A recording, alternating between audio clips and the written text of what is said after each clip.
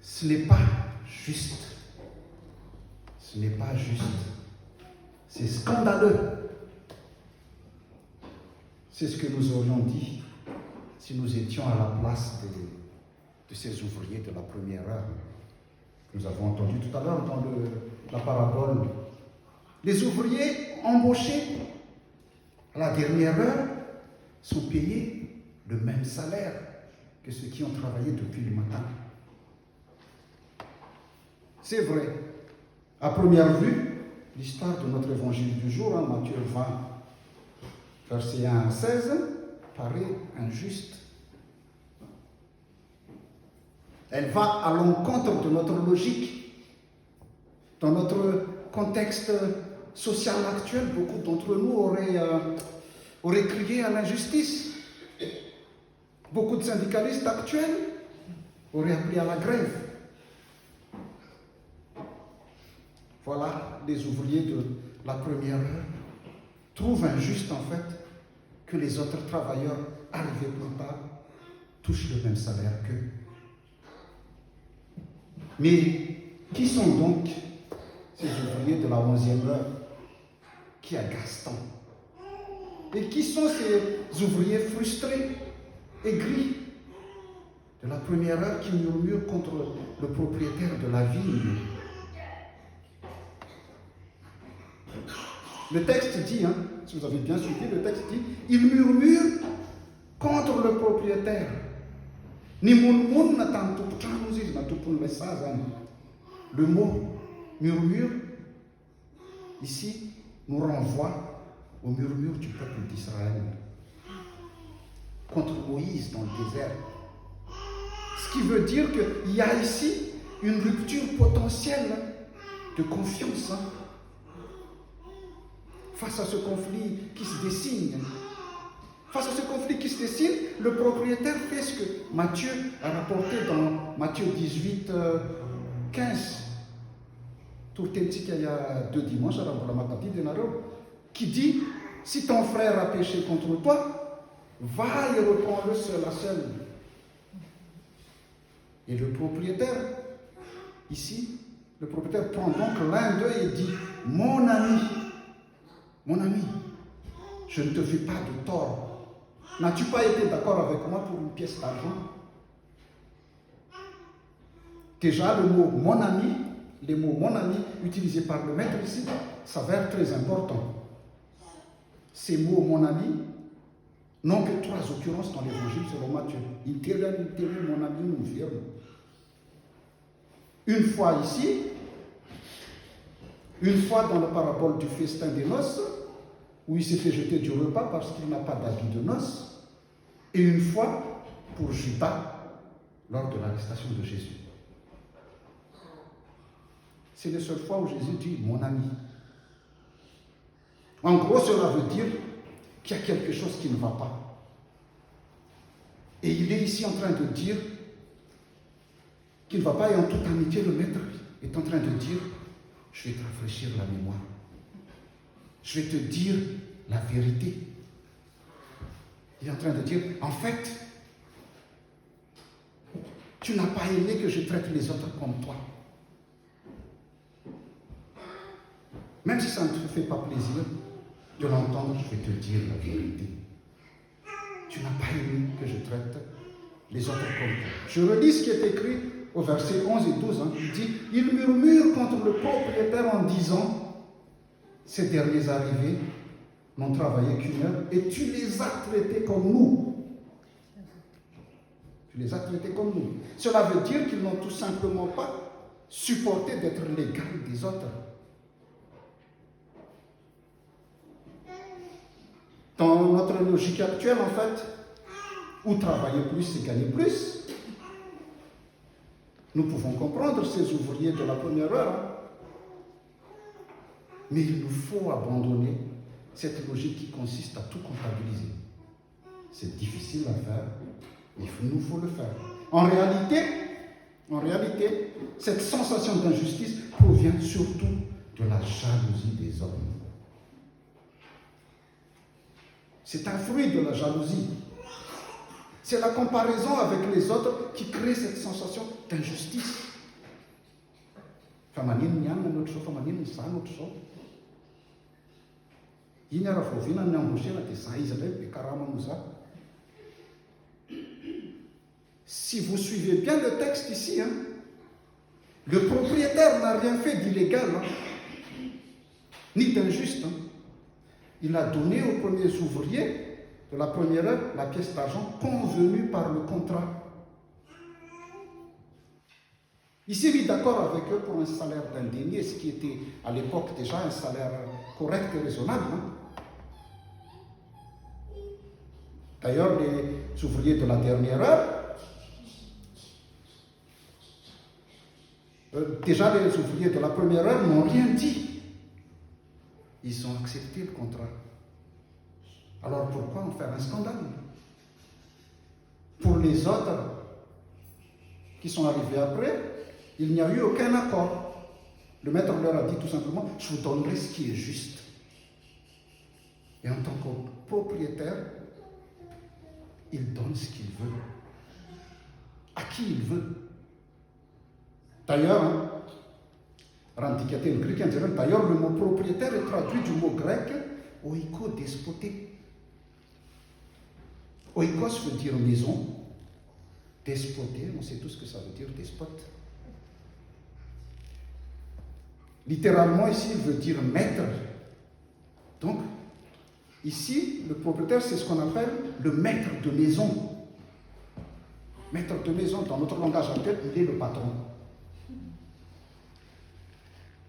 Il embauche qui il veut et il le paye comme il veut. Je ne suis pas en train de vous dire, ce n'est pas là.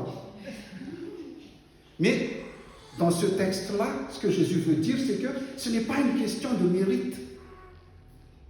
Le royaume des cieux n'est pas une question de mérite.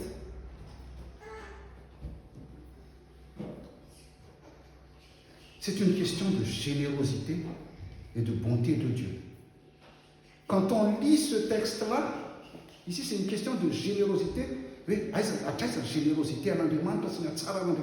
Quand on lit ce texte-là, en fait, notre logique nous amène à voir juste, ah non, ce n'est pas juste. Ils gagnent le même salaire, ce n'est pas juste, ce n'est pas juste, ce n'est pas juste. Mais ils n'ont pas vu que le texte, en fait, dit. Le texte dit que le maître est revenu plusieurs fois sur la place pour chercher les autres. Ici, tout le monde a remarqué que les derniers ont touché le même salaire que les autres, mais personne n'a remarqué que le maître a fait plusieurs allers-retours pour chercher les oubliés de la société, ce que les autres n'en voulaient pas. C'est ça la générosité qu'on montre ici, en fait. Ce qu'il faut savoir, c'est que dans l'Église ou dans le royaume de Dieu, il n'y a pas de prime à l'ancienneté, ni de prime d'intéressement. Tout y est grâce. Et nous sommes tous pareils. Cela, nous avons du mal à l'accepter.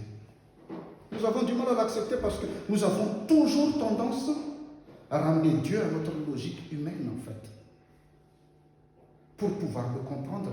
Et voire même, des fois, pour pouvoir le contrôler, lui dire comment agir.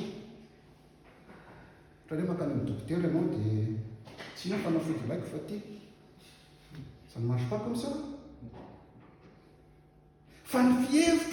Tsy fihevitrareo ary ny lalanareo kosa tsy mba lalako Jehovah fa tahaka ny havin'ny lanitra no ny tany ny havin'ny lalako no ny lalanareo tsy ny fihevitro no ny fihevitrareo. Car mes pensées ne sont pas vos pensées et vos voix ne sont pas mes voix, déclare l'Éternel.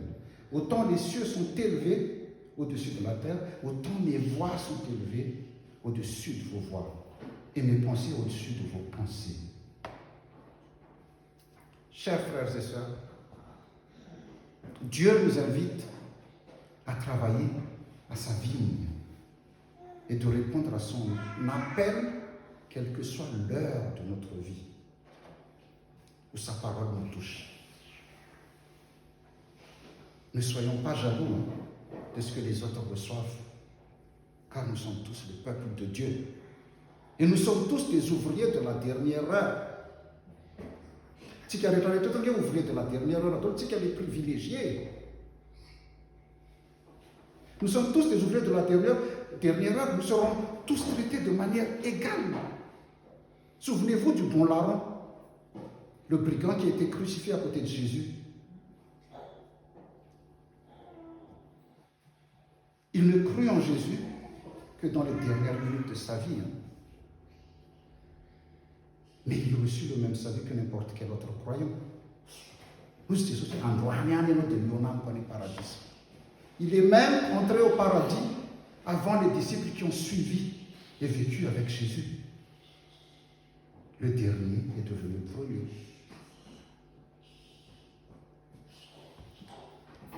Deuxième chose qu'il faut remarquer ici, c'est qu'il ne faut pas perdre de vue que dans ce texte, Jésus s'adresse à des Juifs, à des judéo-chrétiens convertis au message de Jésus. Si vous lisez bien l'Ancien Testament, vous allez voir que les Juifs étant les premiers bénéficiaires de l'alliance avec Dieu, ce sont donc eux les ouvriers de la première heure. D'ailleurs, l'évangile selon Matthieu ne fait mention de la vigne que 2 fois.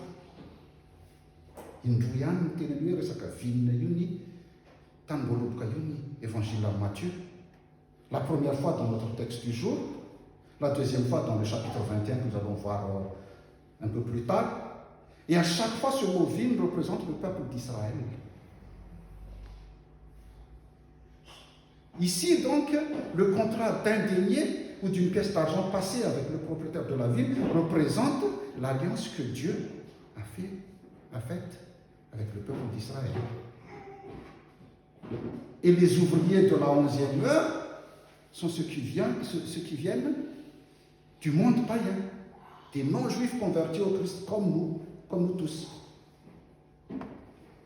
Ces gens-là n'ont rien à voir avec les juifs. Pourtant, ils bénéficient des mêmes récompenses que les juifs. Pourtant,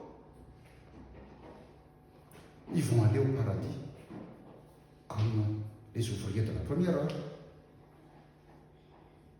À la différence des premiers, ceux-là ne s'occupent pas de leur salaire. Ils font confiance à Dieu. Ils n'ont aucun contrat, aucune alliance avec le propriétaire de la vigne qui leur promet tout simplement un salaire juste. C'est quelqu'un qui le contrat de demande. Ils lui font confiance. Nous faisons confiance et nous nous mettons au travail sans soucier de ce que nous allons gagner. Déjà, il faut savoir aussi que ces ouvriers-là, comme je disais tout à l'heure, ne sont pas des fainéants. Ce n'est pas parce qu'ils sont restés jusqu'à la 11e heure qu'ils sont des fainéants, non. Ce sont des ouvriers de la société. Le texte dit, personne ne les a embauchés. Personne ne les a embauchés. Ce qui veut dire que personne n'a voulu d'eux. Concrètement, le vrai problème ici, c'est quoi? Le vrai problème, c'est l'égoïsme et l'égocentrisme. Nous voyons l'injustice partout, alors que le propriétaire de la ville n'a fait que respecter le contrat. Nous voyons toujours d'un mauvais œil que Dieu soit bon envers les autres. Pourquoi lui? Pourquoi pas moi? C'est pour cela que l'apôtre Paul dit,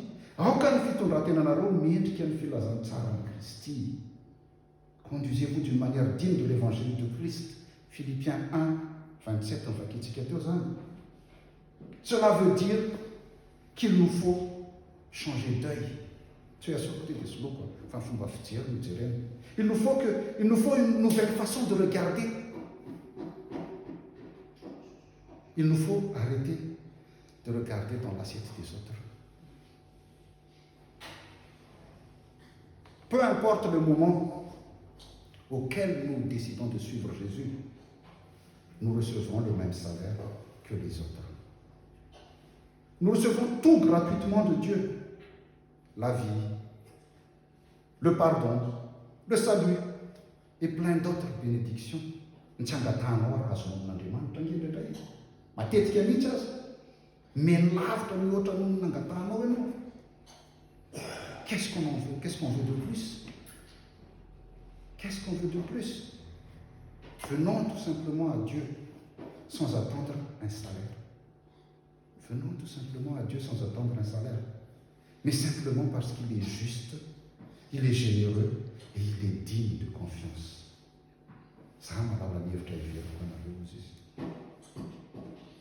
Chers frères et sœurs, et je vais m'arrêter là-dessus, tout au long de notre vie, des fois nous sommes des ouvriers de la première heure, des fois nous sommes ceux de la 11e heure, ainsi des fois nous sommes les derniers, des fois nous sommes les premiers.